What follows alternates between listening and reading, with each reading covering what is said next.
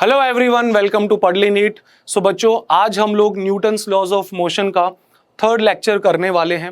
और मैं आप लोगों को पहले ही बता दूं कि बेटा अगर आप लोगों ने L1 और L2 अभी तक नहीं देखे हैं तो आज के लेक्चर का कोई सेंस नहीं है।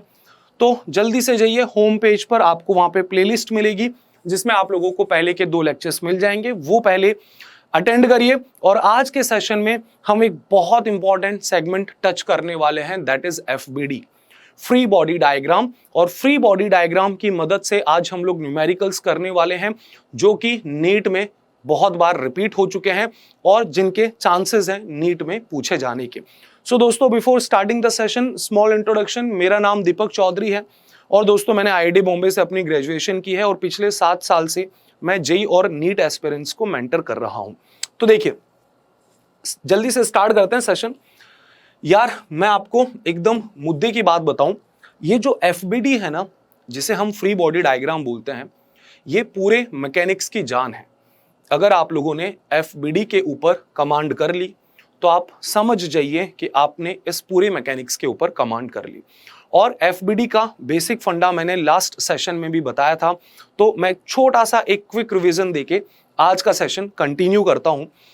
तो बेटा, फ्री बॉडी डायग्राम का मतलब होता है, ये एक ऐसा डायग्राम है जो उस बॉडी पर लगते हुए जितने भी फोर्स होंगे, all forces acting on that particle और ऑन दैट स्पेसिफिक बॉडी, हम इस डायग्राम में रिप्रेजेंट करते हैं। ठीक है। और आज के सेशन में नॉर्मल फोर्स बहुत ज्यादा यूज होने वाला है। तो दोस्तों, अगर आप लोगों ने नॉर्मल फोर्स नहीं पढ़ा है तो जल्दी से उसे पढ़ लीजिए, L2 में हमने वो कवर किया था। तो देखिए यार, एक सिंपल सी सिचुएशन के साथ हम लोग डिस्कस करते हैं कि मान लीजिए आप लोगों को यहां पर एक ब्लॉक दिया है और इस ब्लॉक का मास है, let's say that is 4 kg, और ये ब्लॉक ग्राउंड पर रखा हुआ है। और आप लोगों को बोला कि भाई साहब इसका फ्री बॉडी डायग्राम बनाइए कि इसका फ्री बॉडी डायग्राम क्या होगा। तो सबसे पहली बात, हमें जो एफबीडी बनाना है वो इस ब्लॉक का एफबीडी बनाना है। तो बेटा हमारे डायग्राम में केवल और केवल ब्लॉक आएगा, ब्लॉक के अलावा कुछ नहीं आएगा। तो हम एक स्पेसिफिक बॉडी का जब एफबीडी बनाते हैं तो उस डायग्राम में वो स्पेसिफिक बॉडी ही दिखनी चाहिए, उसके अलावा कोई दूसरी बॉडी नहीं। अब एफबीडी बनाने के आपको केवल और केवल 2 रूल्स याद रखने हैं।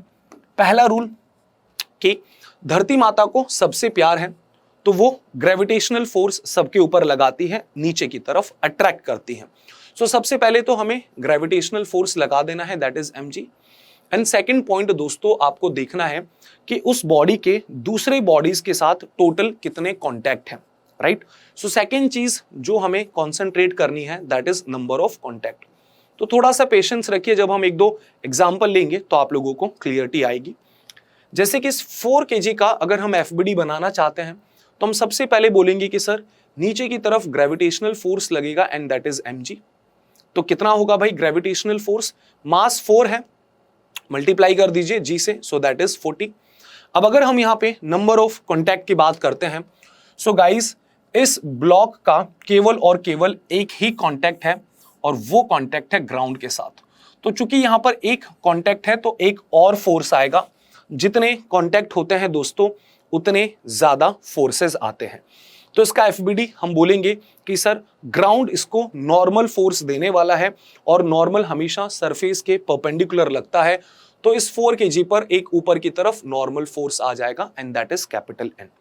एंड दैट्स इट गाइस, ये सिंपल सा फ्री बॉडी डायग्राम बन गया इस 4 kg ब्लॉक का। चलिए अब हम ऐसे और फ्री बॉडी डायग्राम्स बनाना सीखते हैं। सपोज हमारे पास जो पिछला सिचुएशन था उसको थोड़ा सा एक स्टेप ऊपर लेके जाते हैं। पिछली बार हमारे पास एक ही ब्लॉक था, लेट्स से हमारे पास इस बार 3 ब्लॉक्स हैं। नीचे वाले ब्लॉक का मास है 4 kg, एक ब्लॉक इसके ऊपर है जिसका मास है 2 kg और एक और ब्लॉक इसके ऊपर है जिसका मास है 1 kg। So we have total 3 blocks और हमें इन तीनों ब्लॉक्स का एफबीडी बनाना है, अलग अलग एफबीडी बनाना है इंडिविजुअल, राइट। तो चलिए सबसे पहले हम एफबीडी बनाते हैं 1 kg वाले ब्लॉक का। So let's draw free body diagram of which block, of 1 kg block. तो 1 kg ब्लॉक का एफबीडी कैसे बनेगा?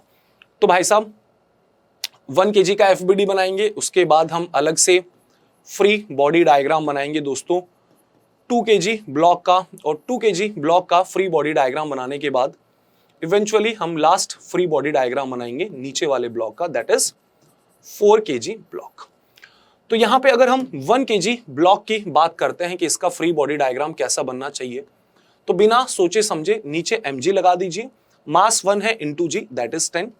हमको पूरे सेशन में बस यही 2 रूल्स फॉलो करने हैं, पहले ग्रेविटेशनल फोर्स और फिर हमें देखने हैं कि कितने नंबर ऑफ कॉन्टैक्ट हैं। तो हमने 1 kg पर ग्रेविटेशनल फोर्स तो नीचे की तरफ लगा दिया। अब अगर मैं नंबर ऑफ कॉन्टैक्ट की बात करता हूं तो दोस्तों 1 kg का यहां से भी 1 kg देखिए फ्री है, किसी को टच नहीं कर रहा, ना ऊपर से ना नीचे से। तो 1 kg का केवल और केवल एक ही कांटेक्ट है और वो कांटेक्ट है 2 kg के साथ। तो दोस्तों एक कांटेक्ट है, दैट मींस एक और फोर्स आएगा। तो बेटा 1 kg और 2 kg अगर यहां पे कांटेक्ट है तो नॉर्मल फोर्स लगेगा, और इस 1 kg पर जो नॉर्मल फोर्स लगेगा वो ऊपर की तरफ लगेगा, जिसे हम N1 बोल देते हैं। तो ये हम अपने डायग्राम में यहां पे रिप्रेजेंट कर देंगे कि सर 1 kg पर ऊपर की तरफ एक नॉर्मल फोर्स आ जाएगा। मैं वापस से आप लोगों को बोल रहा हूं, मैंने पिछले लेक्चर में L2 में जो आप लोगों को प्लेलिस्ट में मिल जाएगा, नॉर्मल फोर्स के बारे में बहुत प्यार से, बहुत तमीज से और बहुत डिटेल से पढ़ाया था, तो उसे जाके देख लीजिए, वरना ये लेक्चर आपको नहीं समझ में आने वाला। चलिए now let's discuss the 2 kg वाला ब्लॉक, इसका फ्री बॉडी डायग्राम कैसा होगा। तो 2 रूल्स मुझे याद रखने हैं, बिना सोचे समझे मैंने mg नीचे लगा दिया, that is 20।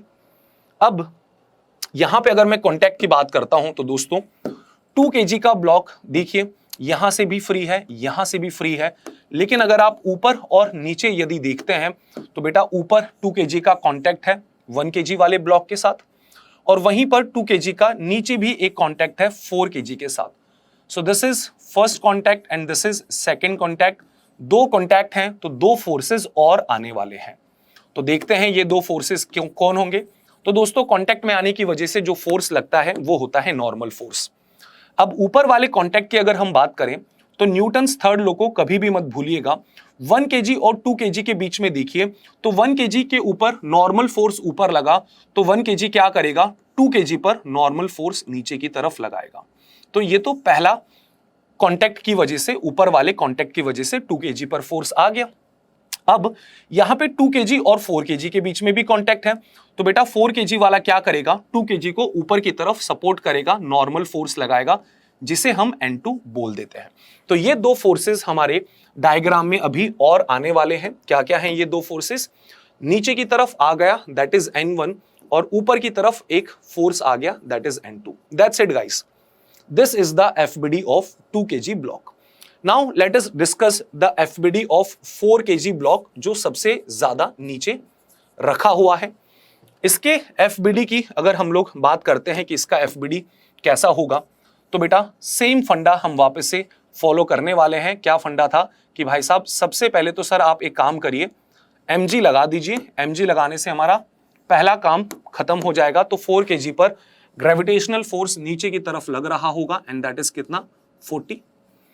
Number of contact की बात करते हैं तो 4 kg एक तो 2 kg से कॉन्टैक्ट में है, और वहीं पर दोस्तों 4 kg आप लोगों का ग्राउंड से भी कॉन्टैक्ट में है।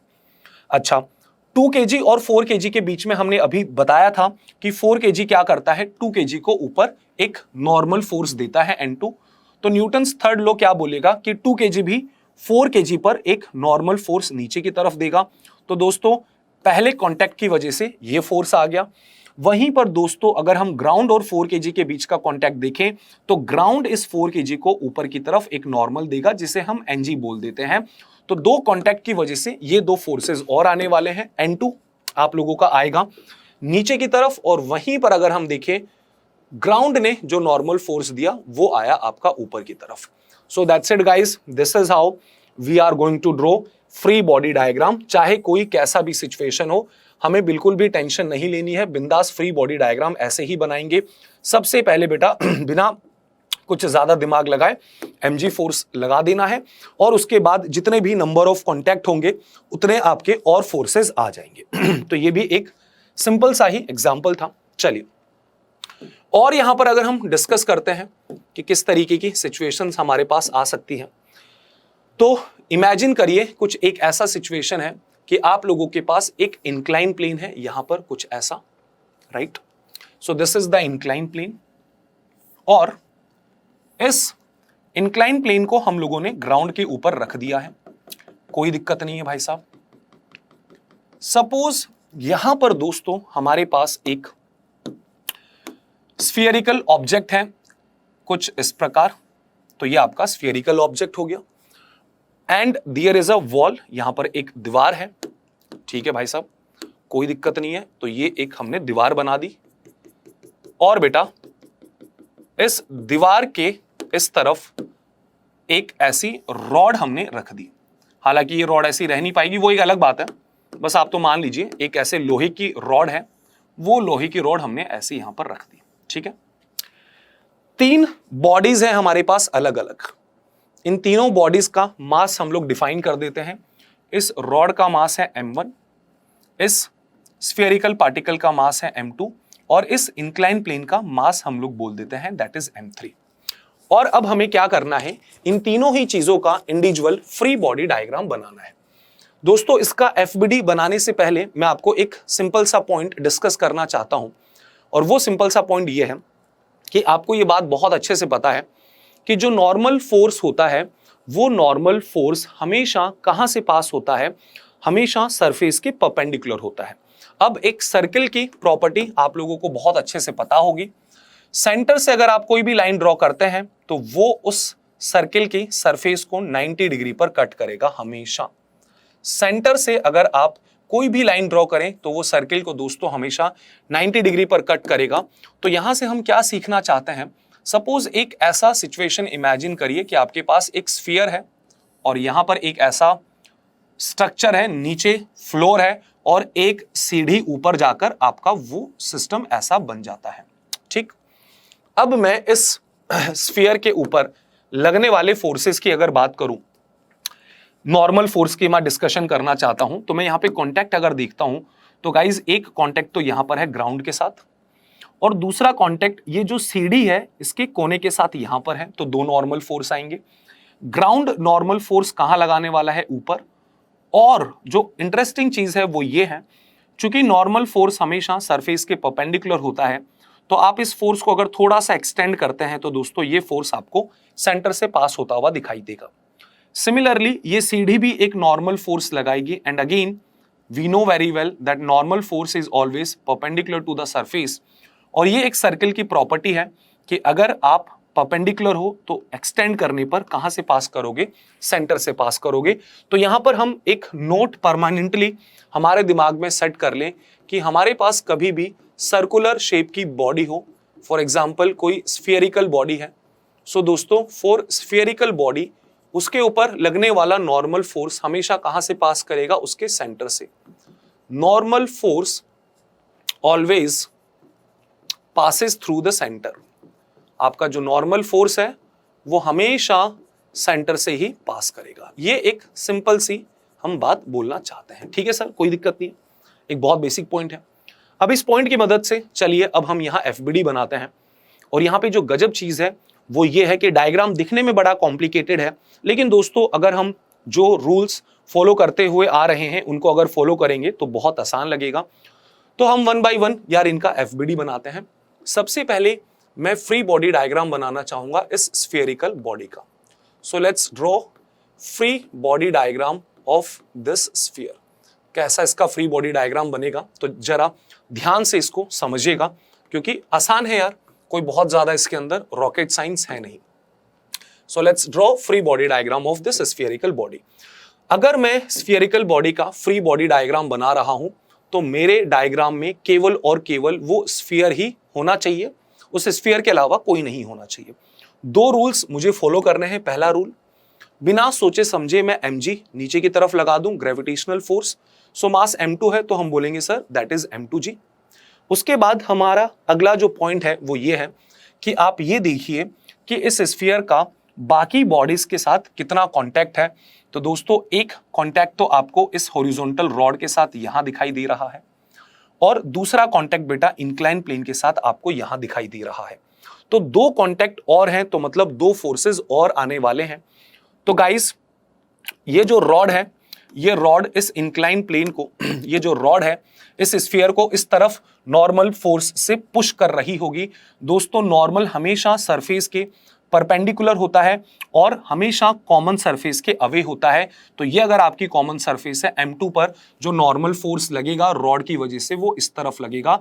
इसको हम नाम दे देते हैं, let's say this is N1। तो ये आपके इस कांटेक्ट की वजह से लगने वाला फोर्स आ गया, ठीक है सर। दूसरा कांटेक्ट हमें यहां पे दिखाई दे रहा है इंक्लाइन प्लेन के साथ, और ये हमारी सरफेस है।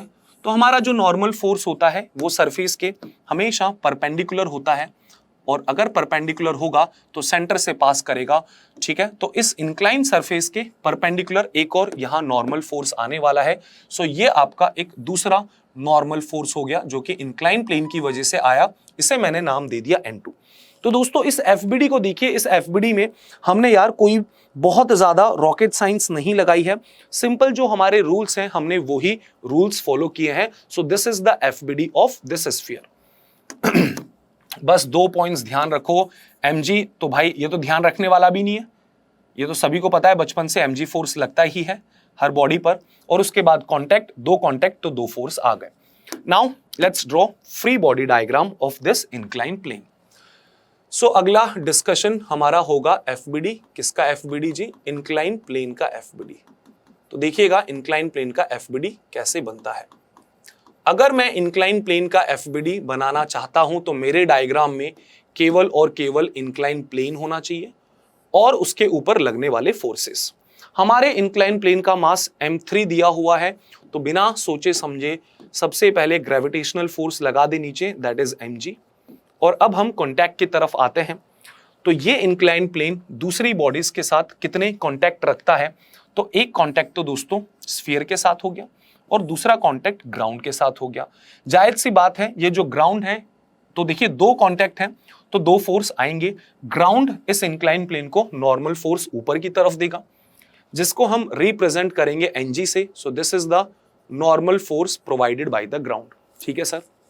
और स्फीयर के साथ तो दोस्तों अभी डिस्कशन हुआ था, ये इंक्लाइन प्लेन स्फीयर को नॉर्मल इस तरफ देता है, जिसको हमने N2 बोला, न्यूटन्स थर्ड लॉ। तो ये स्फीयर भी इस इंक्लाइन को नॉर्मल फोर्स इस तरफ देगा, जिसे हम N2 से ही रिप्रेजेंट करेंगे। तो ये आप लोगों का एक नॉर्मल फोर्स इस तरफ आ गया, एंड दैट इज कितना? N2।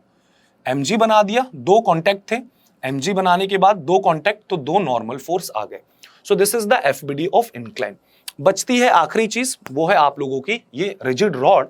So let's draw the free body diagram of this rod, जो कि बहुत ही ज्यादा आसान आप लोगों को अब लगेगा।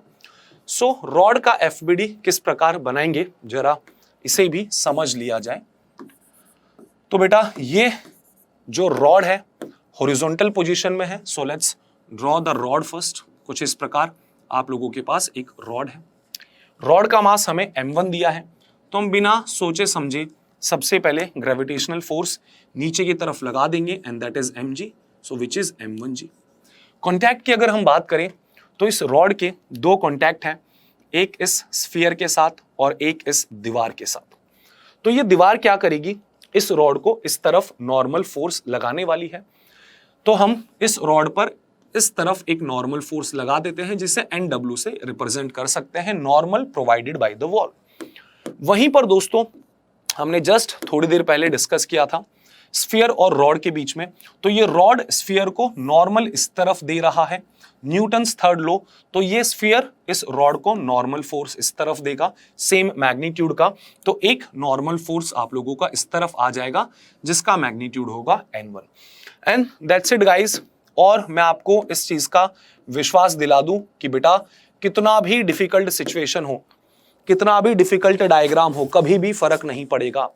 आप अगर ये 2 गोल्डन रूल्स अपनी लाइफ में सेट कर लें FBD बनाते टाइम, सबसे पहले ग्रेविटेशनल फोर्स शो कर दें और दूसरा फिर आप उसके नंबर ऑफ कॉन्टैक्ट देखें और जितने कॉन्टैक्ट होंगे उतने और फोर्स सोच समझ के सही से लगा दें, तो आपका एकदम करेक्ट FBD बनेगा। तो इस प्रकार हम इन तीनों बॉडी का FBD बना सकते हैं। और ये बात तो हमें याद ही रखनी है कि स्फीयर पर कभी भी जो नॉर्मल लगेगा वो हमेशा उसके सेंटर से पास करेगा। चलिए, तो थोड़ा सा हमने यहाँ पे प्रैक्टिस कर लिया, लास्ट लेक्चर में भी FBD के ऊपर प्रैक्टिस किया था। अब हम लोग बात करते हैं इक्विलिब्रियम का। ये वर्ड आप लोगों को बहुत बार यूज होने वाला है। इनफैक्ट कई बार वो आप लोगों को बोलेंगे स्टैटिक इक्विलिब्रियम। दोस्तों अगर कोई बॉडी इक्विलिब्रियम में है तो उसका केवल और केवल एक ही मतलब होता है कि उसके ऊपर लगने वाला जो नेट फोर्स है वो जीरो है। हालांकि आगे आने वाले चैप्टर्स में एक और कंडीशन आएगी, पर अभी के लिए बस हम इतना जान लें कि कोई भी बॉडी इक्विलिब्रियम में है, दैट मींस सिंपल सा उसके ऊपर जो नेट फोर्स लग रहा होगा वो नेट फोर्स जीरो होगा। उससे हमें कुछ ज्यादा नहीं सोचना है। बस कभी भी आपको बोल दिया कि that this body is in equilibrium, आपके दिमाग में एक चीज स्ट्राइक करेगी कि हाँ सर नेट फोर्स जीरो है। अच्छा, कई बच्चे ये सोच लेते हैं कि सर इक्विलिब्रियम का मतलब ये होता है कि बॉडी रेस्ट पर है। ऐसा नहीं है। इक्विलिब्रियम का मतलब रेस्ट पर अगर आप बोलते हैं, ऐसा पॉसिबल हो सकता है, मे बी हो सकता है और मे बी नोट, दोनों ही पॉसिबिलिटी है। सर मे बी नोट वाला केस बताइए। बच्चों मान लीजिए एक ग्राउंड पर कोई एक ब्लॉक मूव कर रहा है और ये जो ब्लॉक बेटा मूव कर रहा है ये एक स्मूथ ग्राउंड पर मूव करेगा, तो इसकी जो वेलोसिटी है ये हमेशा कांस्टेंट रहेगी। ठीक है, तो इसका अगर हम एफबीडी बनाएं ब्लॉक का, तो ब्लॉक पर नीचे mg लग रहा है और एक ही कांटेक्ट है भाई ग्राउंड के साथ, देख लीजिए there is a single contact, और इस सिंगल कांटेक्ट की वजह से ऊपर नॉर्मल फोर्स लगेगा और वाई डायरेक्शन में तो मोशन हो ही नहीं रहा, तो नॉर्मल फोर्स mg के इक्वल है। और अगर मैं x डायरेक्शन में बात करूं तो कोई भी फोर्स नहीं है, तो यहां पर भी नेट फोर्स जीरो है। नेट फोर्स जीरो होने का मतलब क्या है, ये बॉडी इक्विलिब्रियम में है। तो नेट फोर्स जीरो होने का मतलब होता है दोस्तों एक्सेलरेशन जीरो, और एक्सेलरेशन जीरो होने की दो पॉसिबिलिटी है। क्या तो आप रेस्ट पर हो, कोई दिक्कत नहीं है, यदि आप मोशन में भी हैं तो आप कांस्टेंट वेलोसिटी के साथ मूव कर सकते हैं। तो बस एक छोटी सी ये चीज है जो आप लोगों को ध्यान रखनी है। इक्विलिब्रियम का मतलब हमें नेट फोर्स जीरो पता होना चाहिए, दैट्स इट। ठीक है, चलिए। तो अब किस टाइप के क्वेश्चंस हम लोगों को एनसीईआरटी में दिए गए हैं, किस टाइप के क्वेश्चंस आप लोगों से नीट में पूछे जाएंगे या फिर आपके स्कूल एग्जाम में आप लोगों से पूछे जाने वाले हैं, वो डिस्कस कर लेते हैं। तो बच्चों आपको एक सिंपल सा सिचुएशन दिया गया कि मान लीजिए नीचे यहां पर एक ग्राउंड है। ठीक है भाई साहब, कोई दिक्कत नहीं है। So this is the ground, और इस ग्राउंड के इस कोने पर एक दीवार है। एंड मैं आप लोगों को एक बात यहां पे स्पेसिफाई करना चाहूंगा, इस चैप्टर के बाद, न्यूटन्स लॉज ऑफ मोशन के बाद हमारा जो नेक्स्ट चैप्टर होगा वो होगा फ्रिक्शन। तो हम जब तक फ्रिक्शन नहीं पढ़ेंगे दोस्तों, हम तब तक स्मूथ सरफेस के साथ डील करेंगे। यहां पे तो मैं लिख रहा हूं कि ये जो नीचे वाला फ्लोर है ये स्मूथ है, एज वेल एज ये दीवार भी स्मूथ है, लेकिन इसके बाद अगले क्वेश्चंस में आपको नहीं बताऊंगा। ये प्री अज्यूम्ड है कि जब तक हम फ्रिक्शन नहीं पढ़ेंगे तो हमारी सारी की सारी चीजें स्मूथ ही हैं। और यहां पर एक ब्लॉक रख दिया गया, ब्लॉक का मास आप लोगों को दे दिया गया है, दैट इज 5 kg। और दोस्तों इस ब्लॉक पर एक फोर्स लगा दिया गया, कुछ इस प्रकार से एक टेढ़ा फोर्स लगाया जा रहा है। ठीक है, कुछ इस प्रकार से एक ऐसा टेढ़ा फोर्स लगाया जा रहा है। फोर्स का मैग्नीट्यूड आप लोगों को दे दिया है, that is equals to 50 newton. और ये जो फोर्स है ये हॉरिजॉन्टल के साथ कुछ एंगल बना रहा है, तो ये एंगल भी आप लोगों को दे दिया है, that this angle is 37 degree. This angle is कितना बेटा, 37 डिग्री। ठीक है सर। अब जरा समझिएगा भाई साहब, हमें यहां पे क्वेश्चन में पूछा गया कि ये जो दीवार है और ये जो फ्लोर है ये कितना नॉर्मल फोर्स लगाएंगे। तो आप लोगों को कुछ इस प्रकार की लैंग्वेज मिलने वाली है, फाइंड द नॉर्मल फोर्स। कौन सा नॉर्मल फोर्स, यहां पे दो चीजें हैं, एक आपका नीचे ग्राउंड फ्लोर, तो ग्राउंड कितना नॉर्मल देगा ये निकालना है, एंड सेकंड जो सामने दीवार है ये कितना नॉर्मल फोर्स लगाएगी ये हमको निकालना है। और हम न्यूटन्स लॉज ऑफ मोशन का कोई भी न्यूमेरिकल सॉल्व करने से पहले हमारे दिमाग में एक बात सेट कर लें कि हमें सबसे पहला रूल ये बनाना है कि दोस्तों उस पार्टिकल पर लगते हुए सारे फोर्सेस हमें शो करने हैं, और in short I can say हमें एफबीडी बनाना है भाई। बस मुद्दे की बात, हमें एफबीडी बनाना है। चलिए, तो इस 5 kg ब्लॉक का हम FBD बनाते हैं। यार अब जरूरी नहीं है कि हर बार मैं इतना बड़ा सा डब्बा बनाऊं 5 kg का। आप इस 5 kg के इतने बड़े डब्बे को एक छोटे से पॉइंट से भी तो रिप्रेजेंट कर सकते हो, बात तो एक ही पड़ेगी। तो हम एक सिंपल सा पार्टिकल से इसे रिप्रेजेंट कर देंगे, उससे काफी कन्वीनियंस हो जाएगी और कुछ नहीं है। अब अगर हम FBD बनाने लगे तो गाइस सबसे पहला चीज हम नीचे की तरफ mg लगा देते हैं। सो दैट mg इज कितना 50 मास 5 × 10। अब अगर हम कॉन्टैक्ट देखने जाएं कि इस ब्लॉक के कितने कॉन्टैक्ट हैं, तो बेटा सबसे पहले तो नीचे ग्राउंड के साथ एक कॉन्टैक्ट दिखा, दूसरा इस दीवार के साथ एक कॉन्टैक्ट दिखा, और यहां पर कोई फोर्स लगा रहा है तो इसको पुश कर रहा है, तो भैया उसने कुछ ना कुछ टच किया होगा, तो एक कॉन्टैक्ट यहां पर है। तो टोटल हमारे पास 3 कॉन्टैक्ट हैं और 3 कॉन्टैक्ट की वजह से टोटल 3 फोर्सेस और आने वाले हैं। तो वो 3 फोर्सेस हम बनाते हैं। नीचे से ये जो ग्राउंड है ये ऊपर एक नॉर्मल फोर्स लगाएगा जिसे हम बोलेंगे Ng। Okay boss. ये जो दीवार है दोस्तों, ये दीवार इस तरफ एक नॉर्मल फोर्स लगाएगी जिसे हम रिप्रेजेंट करेंगे NW से। बहुत ही बेहतरीन। 2 फोर्स हो गए, टोटल 3 कॉन्टैक्ट हैं, 1 1 2 फोर्स आ गए। तीसरा तो हमें दिख ही रहा है कि सर एक इस तरफ फोर्स गिवन है, कितने मैग्नीट्यूड का वो भी उन्होंने दे दिया, that is of 50 Newton. So guys अगर आपने ये FBD बना लिया तो आप समझ के चलिए कि आपने 50% से ज्यादा सवाल सॉल्व कर लिया, क्योंकि इसके बाद चीजें बहुत आसान हो जाती हैं। अब देखिए हमें ये सिचुएशन दी गई है कि ये जो ब्लॉक है ये ब्लॉक रेस्ट पर है, और आई कैन से ये जो ब्लॉक है ये ब्लॉक इक्विलिब्रियम पे है। ऐसा हमें बोल दिया गया, ऐसा हमें सवाल में ही दोस्तों बोल दिया गया है कि ये जो ब्लॉक है ये इक्विलिब्रियम में है। तो दोस्तों अगर कोई भी चीज इक्विलिब्रियम में है तो उसके ऊपर लगने वाला नेट फोर्स 0 है। और हमने प्रोजेक्टाइल मोशन में एक बहुत इंपॉर्टेंट चीज सीखी थी कि आपकी जो 2 परपेंडिकुलर डायरेक्शंस होती हैं, let's say x direction and y direction, ये 2 परपेंडिकुलर डायरेक्शंस एक दूसरे के इंडिपेंडेंट होती हैं। मतलब अगर मैं बोलता हूं कि नेट फोर्स 0 है तो x में लगने वाले फोर्सेस इंडिपेंडेंटली 0 होने चाहिए, एज वेल एज y में लगने वाले फोर्स इंडिपेंडेंटली 0 होने चाहिए। तो यार यहां पे एक छोटी सी चीज और सीखनी है। हमारे पास कोई भी बॉडी इक्विलिब्रियम में होगी तो हम क्या करेंगे, उसके ऊपर लगने वाले जितने भी फोर्सेस होंगे x डायरेक्शन में हम उनको 0 के इक्वेट कर देंगे, और दोस्तों जितने भी फोर्सेस होंगे y डायरेक्शन में लगने वाले हम उनको भी 0 के इक्वेट कर देंगे। तो यहां पे अगर मैं देखूं 3 फोर्सेस हमारे बहुत प्यारे हैं। ये वाला 50 क्योंकि ये y डायरेक्शन में लग रहा है, नॉर्मल बाय ग्राउंड ये भी y डायरेक्शन में लग रहा है, normal by wall x direction में लग रहा है, लेकिन ये जो 50 न्यूटन वाला है ना, ये फोर्स कीड़े कर रहा है। क्यों कीड़े कर रहा है, ये टेढ़ा लग रहा है, ना तो ये x डायरेक्शन में है ना y डायरेक्शन में है। तो ऐसे फोर्सेस जो कीड़े करते हैं हम उनके साथ क्या करेंगे, हम उनके दोस्तों कंपोनेंट्स कर देंगे। इसके हम 2 कंपोनेंट्स ले लेंगे, एक x डायरेक्शन में और एक y डायरेक्शन में, तो हमारा काम हो जाएगा। तो अब मैं आपको बोलता हूं कि भाई साहब वापस से फ्री बॉडी डायग्राम बना लिया जाए एक बार, कोई इसमें दिक्कत नहीं है। तो इस बार फ्री बॉडी डायग्राम में हम सेम चीज बोलेंगे कि सर नीचे की तरफ तो 50 लग रहा है, इसमें तो डाउट ही मत करो, बिल्कुल सही बात।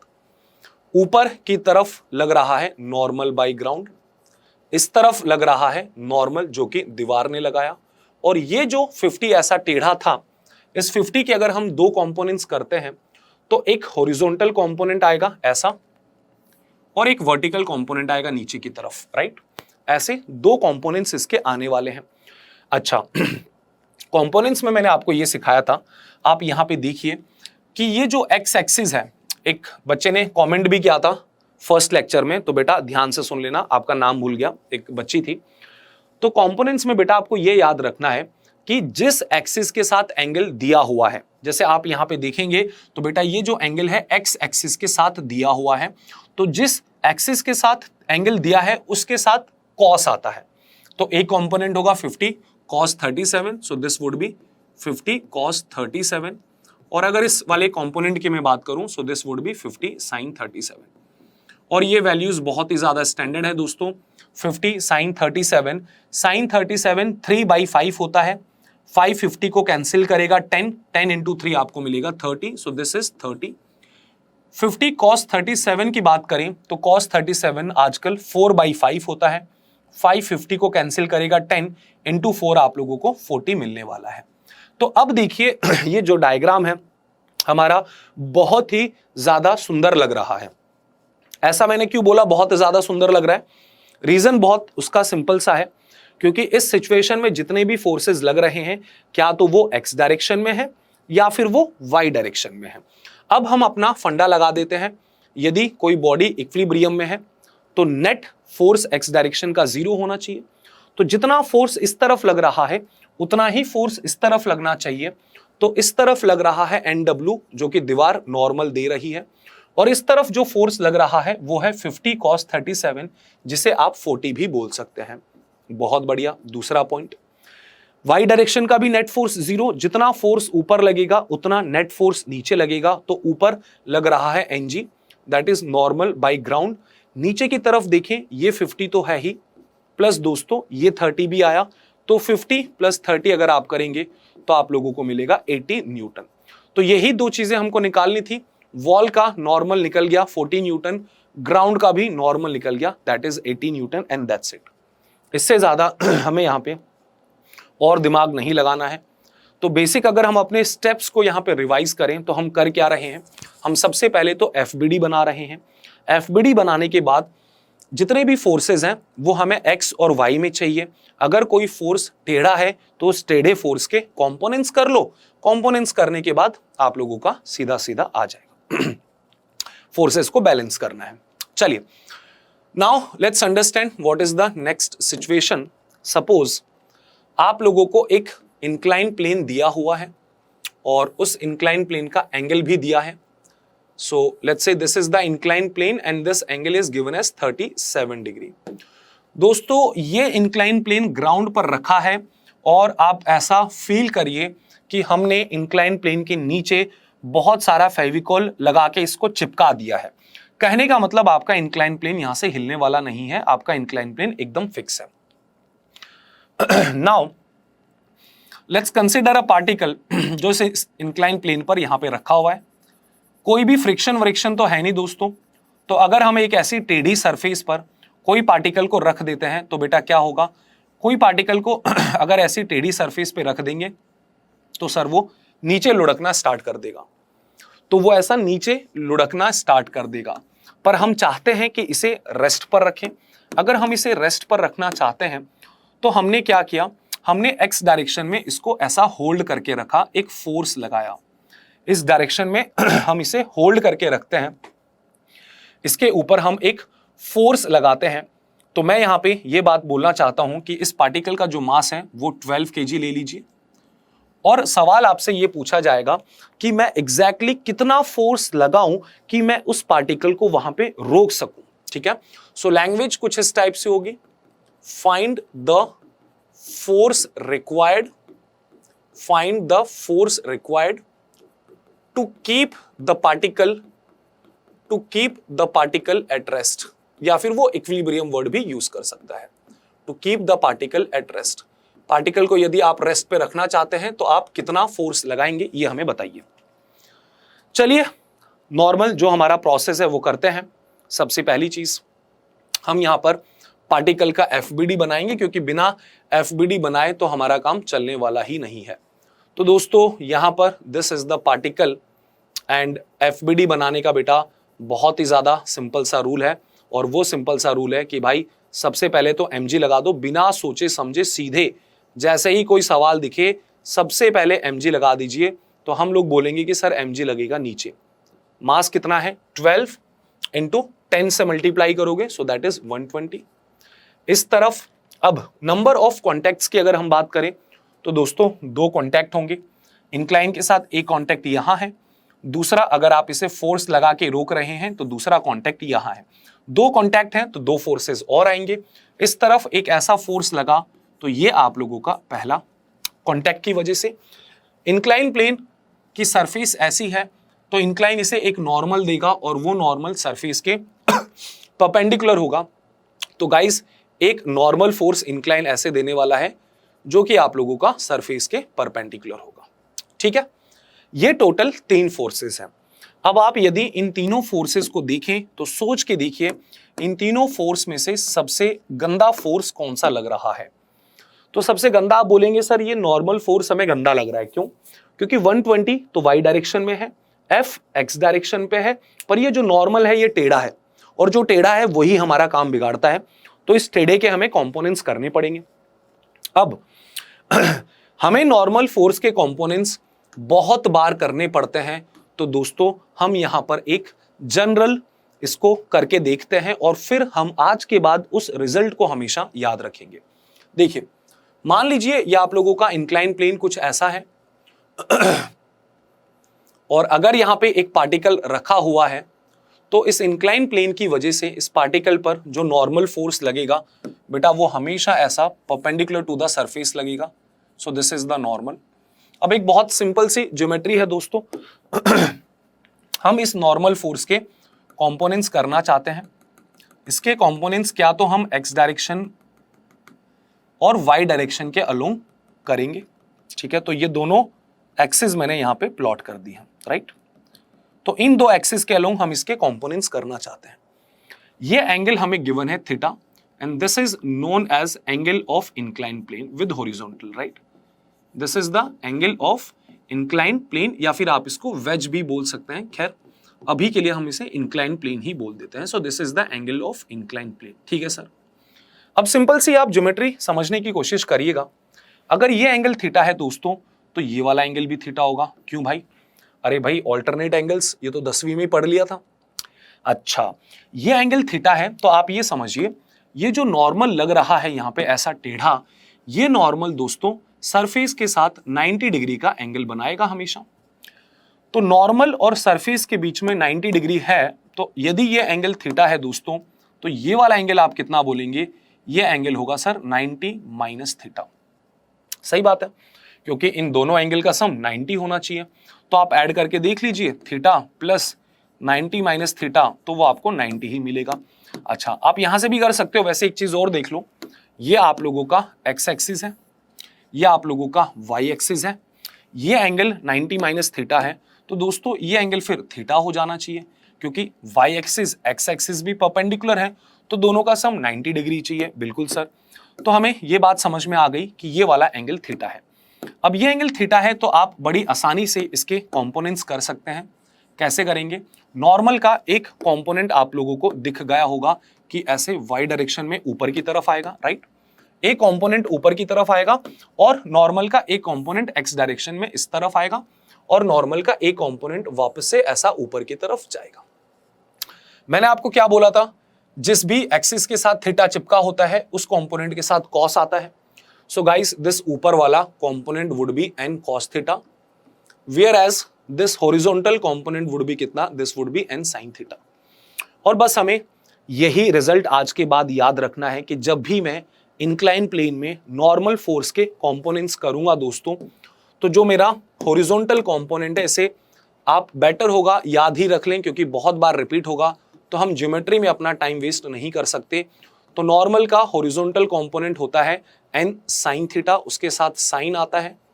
वहीं पर जो वर्टिकल कंपोनेंट होगा नॉर्मल का guys, so that would be कितना? That would be n cos theta. अच्छा, यहां पे मैंने पहले ही मेंशन कर दिया थीटा इंक्लाइन प्लेन का एंगल है हॉरिजॉन्टल के साथ। ठीक है सर, तो बेटा ये जो फोर्स आपको गंदा लग रहा था ना इस तरफ नॉर्मल, अब गंदा नहीं लगना चाहिए। अब आप इस फोर्स को हटा दें और इसके दो कंपोनेंट्स लिख दें। आप लोगों का नॉर्मल जो ऐसा टेढ़ा लगा है उसका एक हॉरिजॉन्टल कंपोनेंट होगा, सो दैट वुड बी कितना? n sin थीटा, और एक उसका वर्टिकल कंपोनेंट होगा, that would be n cos theta. बिल्कुल सही बात है सर। अब यार हम यहां पे सीधा सीधा फोर्स बैलेंसिंग कर देते हैं। ठीक है, हमें ये फोर्स तो पता ही है, ये फोर्स हमें पता करना है कि कितना लगेगा। तो मैं बोलूंगा कि इस डायरेक्शन में जो फोर्स लग रहा है वो इस वाले फोर्स के एग्जैक्टली इक्वल होना चाहिए, तभी हमारा काम चलेगा। So F should be equals to what? n sin theta. This is the first equation. X direction की फोर्स हमने बैलेंस कर ली। दूसरा, ऊपर वाला फोर्स किसके इक्वल होना चाहिए? नीचे वाले के। तो ऊपर लग रहा है n cos थीटा, जो कि नीचे 120 के इक्वल होना चाहिए। This is equation number 2। दोस्तों हमें यहां पर f निकालना है। एक काम करिए, दोनों इक्वेशन को डिवाइड कर दीजिए। अगर आप दोनों इक्वेशन को डिवाइड कर देते हैं तो लेफ्ट हैंड साइड आपके पास आएगा f divided by 120। Right hand side बेटा नॉर्मल से नॉर्मल आप लोगों का हो जाएगा cancel. Sine theta upon cos theta देखेंगे तो आपको मिलेगा टेन थीटा, और थीटा तो हमें पता है भाई, थीटा कितना है 1037, राइट। चलिए फर्दर सॉल्व करेंगे, 120 को यहां भेज दें और 1037 की वैल्यू आपको पता है दैट इज 3/4 स्टैंडर्ड वैल्यू है। तो ये 4 कैंसिल करेगा 120 को, तो 120 को कैंसिल करेगा तो 30 आएगा। 30 इंटू 3 दोस्तों आपको मिलेगा 90 Newton, and this is the final answer जो आप लोगों को पता होना चाहिए। तो आप लोगों से यही तो चीज पूछी गई थी। क्या चीज पूछी गई थी कि भाई साहब इस पार्टिकल को हम यदि रेस्ट पे रखना चाहते हैं तो हमें कितना फोर्स हॉरिजॉन्टली लगाना पड़ेगा। So guys that force is बहुत सिंपल सा, और कितना फोर्स आया सर, वो फोर्स हमें 90 न्यूटन आ गया। चलो भाई बहुत आसानी से ये सवाल हमें समझ में आ गया। अब दोस्तों एक हम बाप सवाल कर लेते हैं। बाप इसलिए क्योंकि ये सवाल इतना प्यारा है कि इस सवाल के बाद आप लोगों को ना तो एफबीडी बनाने में दिक्कत आएगी, और आपको जितने भी इक्विलिब्रियम वाले सवाल हैं वो सब इसके बच्चे लगने लगेंगे, मतलब बहुत आसान लगने लगेंगे। तो हम इस क्वेश्चन को जरा समझने की कोशिश करते हैं। देखिएगा क्या क्वेश्चन है यार। आपको यहां पे 2 ब्लॉक्स दे दिए हैं, right. So 2 blocks are given, और ये जो 2 ब्लॉक्स है ना ये थोड़े ऐसे टेढ़े हैं यहां पे, ठीक है। So this is the first block and this is another second block, and let's do one thing, इसको थोड़ा सा हम साइड में बना लेते हैं as we need more space to solve this question. तो यार ऐसे 2 ब्लॉक्स हमें दे दिए गए, एक ब्लॉक यहां और दूसरा ब्लॉक इससे एकदम चिपका हुआ है, और पहला ब्लॉक और दूसरा ब्लॉक ऐसे ऐसे कुछ आप लोग मान सकते हैं, ऐसे टेढ़े हैं ये कुछ इस प्रकार से, ये 2 ब्लॉक्स हैं। So these are the 2 blocks. Okay sir, अरे भाई ये ब्लॉक तो बनना ही नहीं चाह रहा है। ये आपके 2 ब्लॉक्स हो गए, दोनों का मास आपको दिया है। इसका मास मान लीजिए लेट्स से दैट इज कितना, दैट इज 12 kg, और इसका मास आप लोगों को दिया है 24 kg। ये वाला ब्लॉक इस तरफ दीवार के सहारे है, so there is a wall on the right hand side, and obviously दोनों हवा में तो लटक नहीं रहे होंगे।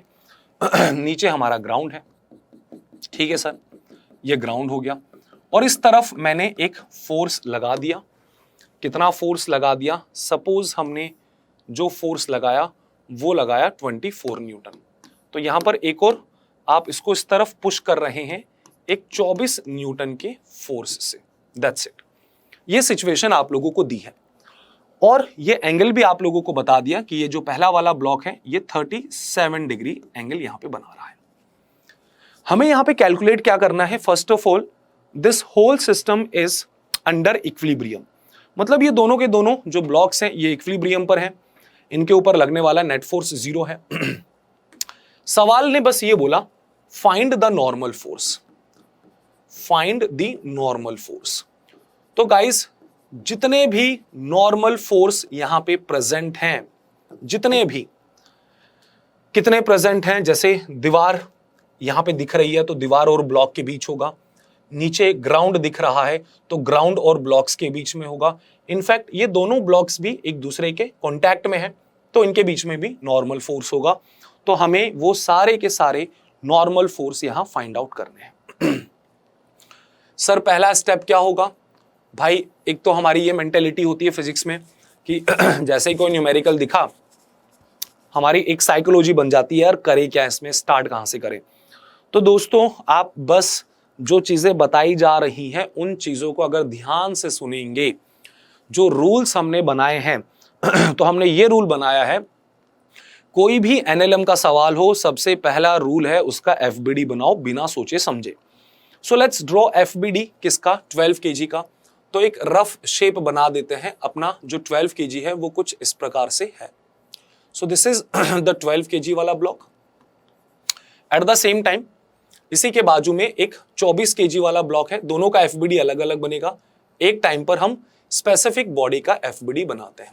ओके सर, पहले किसका एफबीडी बनाए, चलिए 12 kg का एफबीडी बना लेते हैं। तो पहला रूल हमारा mg लगा देंगे, तो नीचे की तरफ लगेगा दोस्तों mg, सो मास है 12 into g, so that is 120। Okay sir, कितने कॉन्टैक्ट हैं ये देख लीजिए। तो अगर हम कॉन्टैक्ट की बात करें 12 kg के, तो सबसे पहला और बेसिक कॉन्टैक्ट आपको ग्राउंड के साथ दिख गया होगा। सो एक कॉन्टैक्ट यहां, कोई इस ब्लॉक को पुश कर रहा है तो जायज सी बात है एक कॉन्टैक्ट यहां होगा। ऊपर से कोई भी कॉन्टैक्ट नहीं है। 12 kg और 24 kg के बीच में एक कॉन्टैक्ट यहां पर है। So guys, there are total 3 number of contacts, 3 contact हैं, तो भाई साहब 3 फोर्सेस आएंगे। सबसे पहला इस तरफ तो दिख ही रहा है, तो ये आप एज इट इज लगा दो कि एक फोर्स लग रहा है कितने का, 24 न्यूटन का। तो यहां पर हमने 24 न्यूटन का फोर्स लगा दिया। नीचे ग्राउंड एक नॉर्मल फोर्स लगाएगा, तो उसे हम ऊपर की तरफ लगा देते हैं, दैट इज कितना, एनजी। 2 फोर्सेस लग गए 2 कॉन्टैक्ट की वजह से। आखिरी फोर्स बचा, तो इसे भी डिस्कस कर लेते हैं। तो ये जो इन दोनों ब्लॉक्स का कॉन्टैक्ट है बेटा, यहां पे जो नॉर्मल फोर्स लगेगा परपेंडिकुलर टू द सरफेस लगेगा, तो ये 24 kg 12 kg पर नॉर्मल इस तरफ लगाएगा, and that would be obviously perpendicular to the surface. तो तीसरा नॉर्मल सरफेस के परपेंडिकुलर यहां पे लग रहा है कुछ ऐसा, इसको हमने नाम दे दिया N. So that's it guys, this is the complete FBD of 12 kg। इसके अलावा आपको इसमें कुछ भी सोचने की ही जरूरत नहीं है, ठीक है सर। 12 kg का एफबीडी अगर आप लोगों ने क्लियर है तो भाई 24 kg का एफबीडी बना लेते हैं बिना सोचे समझे। सबसे पहले तो नीचे लगा देंगे mg, so that is mass 24, तो आप लोगों को मिलेगा 240। Okay boss, number of contact की अगर मैं बात करता हूं तो कितने कॉन्टैक्ट मुझे दिखाई दे रहे हैं, एक ग्राउंड के साथ कॉन्टैक्ट, एक दीवार के साथ कॉन्टैक्ट, और एक बेटा ये जो इनकी कॉमन सरफेस है यहां पर भी एक कॉन्टैक्ट है। ऊपर से कोई कॉन्टैक्ट नहीं है, खाली है। तो टोटल 3 कॉन्टैक्ट की वजह से 3 फोर्सेस आएंगे। ग्राउंड नॉर्मल कहां लगाने वाला है सर, ग्राउंड तो नॉर्मल ऊपर लगाने वाला है, जिसको हम रिप्रेजेंट कर देंगे एन कैपिटल जी से। दीवार इस तरफ इस ब्लॉक को रोकी हुई है, तो दीवार ने नॉर्मल इस तरफ लगा दिया, दैट इज NW। और रही बात इस कॉमन सरफेस की, तो दोस्तों इस कॉमन सरफेस की वजह से जो लगेगा नॉर्मल फोर्स वो कैसा लगेगा, 12 kg पर बेटा नॉर्मल फोर्स ऐसा लगा। न्यूटन्स थर्ड लॉ को कभी मत भूलिएगा, 12 kg पर नॉर्मल इस तरफ लगा, तो 24 kg पर ये नॉर्मल कुछ इस प्रकार लगाएगा। ओके सर, तो 24 kg पर जो नॉर्मल फोर्स लगेगा वो इस तरफ ऐसा टेढ़ा नॉर्मल फोर्स लग गया, ऐसा टेढ़ा नॉर्मल फोर्स लग गया। न्यूटन्स थर्ड लॉ, 24 ने 12 पर इधर लगाया, तो 12 24 पर अपोजिट डायरेक्शन सेम मैग्नीट्यूड के साथ नॉर्मल फोर्स लगाने वाला है, एंड दैट्स इट। आपका दोस्तों अगर एफबीडी बन जाता है तो आप इस बात को समझने की कोशिश करिए। मैं बार बार रिपीट कर रहा हूं, मोर देन 90% क्वेश्चन आपका सॉल्व हो गया, मोर देन 50% क्वेश्चन आपका सॉल्व हो गया। आगे क्या करना है, एक तो काम करते हैं यार, इतना बड़ा डब्बा अच्छा नहीं लग रहा है, इसको थोड़ा सा छोटा बना लेते हैं, ठीक है। तो इसको अगर थोड़ा सा छोटा एक पार्टिकल की शेप दें, तो इस तरफ हमारे पास एक फोर्स है, एंड दैट इज कितना, दैट इज 24 न्यूटन। नीचे की तरफ हमारे पास लग रहा है दैट इज 120। ऊपर की तरफ ग्राउंड का नॉर्मल जो कि किसको लग रहा है, अपने 12 kg को, ठीक है, 12 kg को जो ग्राउंड ने नॉर्मल दिया। अब इन सारे फोर्सेस में बेटा ये जो टेढ़ा वाला नॉर्मल है ना, इसने बस हद करी हुई है, बाकी सारा का सारा मामला सेट है। ये दोनों फोर्सेस कितने प्यारे हैं बेचारे, वाई डायरेक्शन में लग रहे हैं। ये फोर्स आप लोगों का एक्स डायरेक्शन में लग रहा है, लेकिन इसने कीड़े करे हुए हैं, ये टेढ़ा फोर्स है। सर टेढ़े फोर्स का क्या करें, कंपोनेंट करो। अब अगर तुम जो चीजें बताई जा रही हैं वो फॉलो नहीं करोगे तो इस सवाल में आपका काफी सारा टाइम कंज्यूम हो जाएगा। पर अगर आपको अभी अभी मैंने एक फैक्ट बताया था कि ऐसा कोई टेढ़ा इंक्लाइन प्लेन हो थीटा एंगल पर, तो उसके नॉर्मल जो टेढ़े नॉर्मल के 2 कंपोनेंट्स याद रख लो, हॉरिजॉन्टल के साथ साइन आता है, वर्टिकल के साथ कॉस आता है। तो दोस्तों हम डायरेक्टली उस चीज का अगर यूज करें तो हम इस टेढ़े नॉर्मल के 2 कंपोनेंट्स बता सकते हैं। एक बेटा हॉरिजॉन्टल कंपोनेंट होगा, सो that would be n sin theta, angle कितना है 37, तो n साइन थीटा 3/5 होता है, सो that is 3/5 times of n। ऊपर एक कंपोनेंट जाएगा ऐसा टेढ़ा है, so that component would be कितना, n cos थीटा, सो cos थीटा होता है 4/5 इंटू n। बहुत ही बढ़िया। तो अब देखिए डायग्राम कितना सुंदर और सुशील लग रहा है, क्योंकि जितने भी फोर्सेस लग रहे हैं वो क्या तो x डायरेक्शन में है या फिर वो y डायरेक्शन में है। सिमिलरली गाइस, इस 24 kg की भी बात कर ली जाए। इसके ऊपर सबसे पहले नीचे हमारा mg बहुत बढ़िया y डायरेक्शन में है। इस तरफ दीवार ने नॉर्मल लगाई, कोई दिक्कत नहीं, x डायरेक्शन में है। ऊपर ग्राउंड ने नॉर्मल लगाया, कोई दिक्कत नहीं, y डायरेक्शन में है। भाई वापस से टेढ़ा नॉर्मल, कोई बात नहीं, हम तो जानते हैं हॉरिजॉन्टल कंपोनेंट में दोस्तों क्या आता है, साइन आता है, तो ये 3/5n हो जाएगा, राइट। और इसका जो वर्टिकल कंपोनेंट नीचे की तरफ आएगा उसमें कॉस आएगा, तो वो 4/5 हो जाएगा। और आप एक चीज लॉजिकली जरा ये भी सोचिए कि ये जो दो नॉर्मल हैं ये एक्शन और रिएक्शन है, तो इनका मैग्नीट्यूड सेम, डायरेक्शन अपोजिट। तो यहाँ पे अगर आप इस वाले नॉर्मल के कंपोनेंट कर लिए तो इसका हॉरिजॉन्टल कंपोनेंट इस तरफ आया 3/5n, तो इसका opposite 3/5n, same magnitude direction opposite. इसका वर्टिकल कंपोनेंट 4/5n ऊपर आया था, तो इसका वर्टिकल कंपोनेंट 4/5n नीचे आएगा। तो यार ज्यादा टाइम वेस्ट करने की जरूरत नहीं है, अगर एक के कंपोनेंट्स कर लिए तो दूसरे में भाई न्यूटन्स की थर्ड लॉ की भी मदद ले लेनी चाहिए। इतना सब करने के बाद अब हमारा बचता है आखिरी स्टेप, और वो आखिरी स्टेप क्या है? वो आखिरी स्टेप सर ये है कि एक्स डायरेक्शन में जो भी फोर्स लग रहे हैं उनको हम अलग से बैलेंस कर दें, और वाई डायरेक्शन में जो भी फोर्स लग रहे हैं उनको हम अलग से बैलेंस कर दें।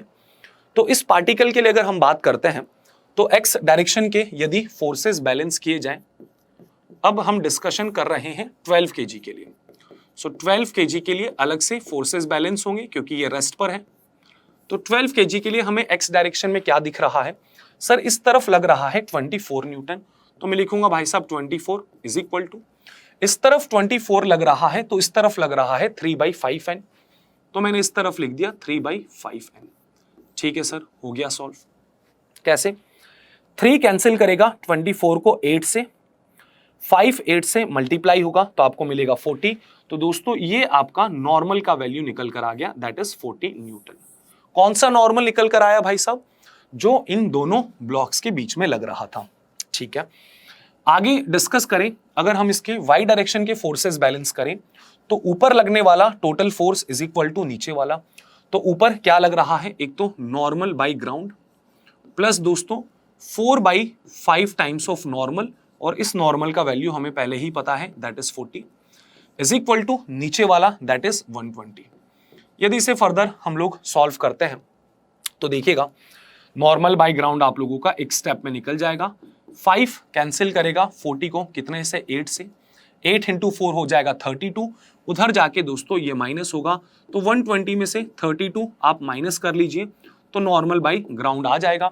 माइनस करेंगे 10 में से 2 गया 8, और इधर दोस्तों आपको मिलेगा 18। बेटा वो बेसिक कैलकुलेशन है, आप खुद भी कर सकते हैं। तो ये आप लोगों का नॉर्मल बाई ग्राउंड आ गया, सो दैट इज 88 न्यूटन। तो गाइस हमने यहाँ पे 2 नॉर्मल तो निकाल लिए हैं, ठीक है। यहाँ पर हमने 2 नॉर्मल तो निकाल लिए। कौन से 2 नॉर्मल निकाल लिए? एक सबसे पहले कि इन दोनों ब्लॉक्स के बीच में क्या नॉर्मल फोर्स लगेगा, और दूसरा हमने ये भी निकाल लिया कि ग्राउंड 12 kg को कितना नॉर्मल फोर्स देगा। ओके सर, अब हम 24 kg के लिए सेम डिस्कशन करेंगे। वहां पर भी फोर्स बैलेंसिंग होगी 424 kg। सबसे पहले एक्स डायरेक्शन में फोर्सेस बैलेंस करें तो इस तरफ लगने वाला फोर्स और इस तरफ लगने वाला फोर्स एक दूसरे को कैंसिल करने चाहिए। तो हम बोलेंगे कि सर इस तरफ जो लग रहा है, इस तरफ लग रहा है NW, और इस तरफ लग रहा है 3/5n, और n का वैल्यू तो हमें पता है, हम निकाल चुके हैं, n का वैल्यू है 40। तो आप यहाँ पे 40 पुट कर दीजिए। 5 कैंसिल करेगा 40 को दोस्तों, तो आप लोगों को NW मिलेगा 5 40 बोले तो 8 इंटू 3 आप लोगों को मिलेगा 24 न्यूटन। ओके सर, इसमें तो कोई दिक्कत वाली बात ही नहीं है। सिमिलरली जैसे हम लोगों ने एक्स डायरेक्शन के फोर्सेस बैलेंस किए, उसी तरीके से वाई डायरेक्शन के भी फोर्सेस बैलेंस करते हैं। तो नेट ऊपर जो लग रहा है normal by ground is equal to नीचे एक तो 240 लग रहा है प्लस 4/5 टाइम्स ऑफ नॉर्मल लग रहा है। अगर अब मैं नॉर्मल की बात करूं तो नॉर्मल मैं निकाल चुका हूं, दैट इज 40। तो यहां पे हम 40 का वैल्यू पुट कर देंगे तो ये हमें मिलेगा this is equals to 240 plus 5 40 को कैंसिल करेगा 8 और 8 इंटू 4 मिलेगा 32। तो नॉर्मल बाय ग्राउंड आपके पास निकल कर आ गया। 240 में अगर आप 32 ऐड करेंगे so guys that would B 272 Newton. That would be कितना? 272 न्यूटन। क्या ये सवाल आप लोगों से नीट में पूछा जा सकता है? मतलब सच्चाई की अगर हम बात करें तो आपसे ये सवाल नीट में बिल्कुल भी नहीं पूछा जा सकता है, क्योंकि यार नीट का जो पैटर्न है वो बहुत डिफरेंट है, इतना लेंथी क्वेश्चन आपको नहीं देंगे। तो सर हमने क्यों सॉल्व किया? क्योंकि भैया हम नीट थोड़ी दे रहे हैं अभी, नीट तो हमें कुछ टाइम बाद देनी है, हमें तो अपना फिजिक्स स्ट्रॉन्ग करना है। तो दोस्तों इस सिंगल इलस्ट्रेशन के थ्रू आप सबसे जो पहली चीज सीखते हैं वो ये सीखते हैं कि आपका एफबीडी बनाने का फंडा क्लियर। आपको दिमाग में कभी भी ये टेंशन नहीं आनी चाहिए कि सर एफबीडी बनाना नहीं आ रहा। यार एफबीडी बनाने में करना क्या है, मुझे एक सिंपल सी बात बताओ, दो ही तो रूल फॉलो करने हैं। क्या है वो दो रूल? सबसे पहला mg फोर्स लगा दो, और दूसरा पॉइंट दोस्तों जितने भी उसके कांटेक्ट हैं उतने और फोर्सेज आएंगे, तो वो फोर्सेज आप लोगों को उस बॉडी पर एक्ट कर देना है और उस प्रकार आप लोगों का क्वेश्चन सॉल्व हो जाएगा। सो गाइस अब मैं आप लोगों को यहां पे कुछ क्वेश्चन दे रहा हूं और ये जो क्वेश्चन है मैं चाहूंगा कि आप कमेंट बॉक्स में मुझे इसका आंसर बताएं। बहुत बेसिक क्वेश्चन है और आप लोगों के कमेंट्स देखकर मैं आपको सच बता रहा हूं, मुझे बहुत ज्यादा खुशी होती है। भाई पूरी जो पढ़ ले नीट है वो मेहनत कर रही है आप लोगों के लिए, पूरा कंटेंट दिया जा रहा है, तो बच्चों आप लोगों को भी पूरा एफर्ट मारना है। बहुत सिंपल सा क्वेश्चन है बच्चों। क्या है सिंपल सा क्वेश्चन? सपोज एक ब्लॉक आप लोगों ने दे दिया, ब्लॉक का मास आप लोगों को दे दिया है 5 kg। ये ब्लॉक एक स्मूथ ग्राउंड पे रखा हुआ है और एक दीवार के सहारे रखा हुआ है। ठीक है सर, कोई दिक्कत नहीं है। अब कुछ फोर्सेस लग रहे हैं, वो फोर्सेस आप लोगों को दिए जा रहे हैं। क्या क्या फोर्सेस लग रहे हैं? एक फोर्स तो बेटा लग रहा है ऐसा नीचे की तरफ, ठीक है, कितना लग रहा है? That is 20 Newton. एक फोर्स इस तरफ लग रहा है, कितना? That is 5 Newton. और एक फोर्स दोस्तों इस तरफ लग रहा है ऐसा टेढ़ा फोर्स, और ये फोर्स लग रहा है 50 न्यूटन।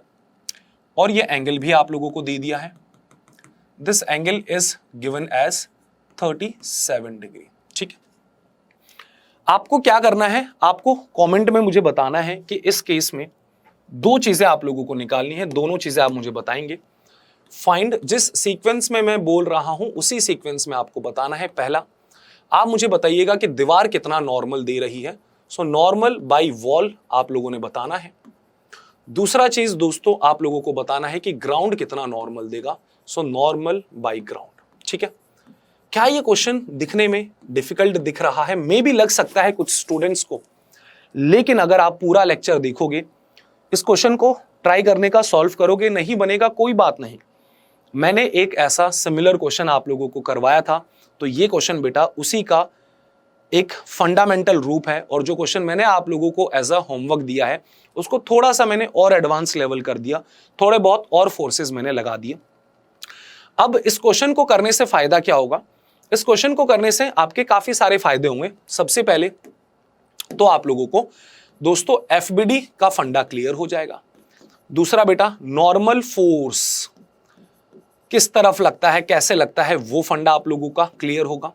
और तीसरा बेटा आपको वेक्टर्स में जो कॉन्सेप्ट पढ़ाए गए थे वो भी यहां यूज होंगे। वेक्टर्स के कंपोनेंट्स निकालना, फिर उनको बैलेंसिंग करना, एक्स डायरेक्शन में आप अलग से बैलेंस करेंगे, वाई डायरेक्शन में आप अलग से बैलेंस करेंगे। और आप मेरा बिलीव करिए, ये जो तीनों चीजें हैं, ये तीनों चीजें आपकी पूरी मैकेनिक्स में यूज होने वाली हैं।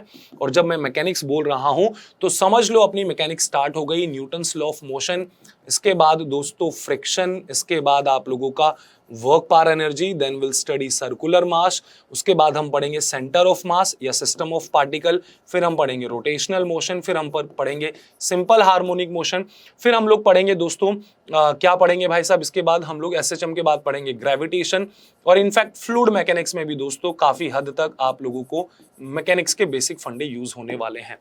तो आप समझिए कि ये जितने भी आने वाले चैप्टर्स हैं, इन सारे चैप्टर्स में इस नॉलेज की बहुत ज्यादा जरूरत है, और अगर आप ये चीज मिस कर रहे हैं तो आपके आने वाले चैप्टर बिगड़ेंगे, आपकी फिजिक्स बिगड़ेगी, और बच्चे फिर गाली देते हैं फिजिक्स को या फिजिक्स टीचर को। तो आप अगर एक प्रॉपर सीक्वेंस फॉलो करेंगे तो ही दोस्तों आप अच्छे से उस चीज को सीख पाएंगे, वरना यार गड़बड़ होने के पूरे चांसेस हैं। ठीक है, तो यहां तक हमारा L3 कंप्लीट होता है। तमीज से कर लेना। डीपीपी आप लोगों को टेलीग्राम चैनल पे मिल जाएगी, अगर कभी नहीं मिलती है तो आप कमेंट्स में बता सकते हैं, मैं बाद में अपलोड करवा दूंगा। मिलते हैं गाइस नेक्स्ट सेशन में, आज के लिए इतना ही। Thank you everyone, bye, take care.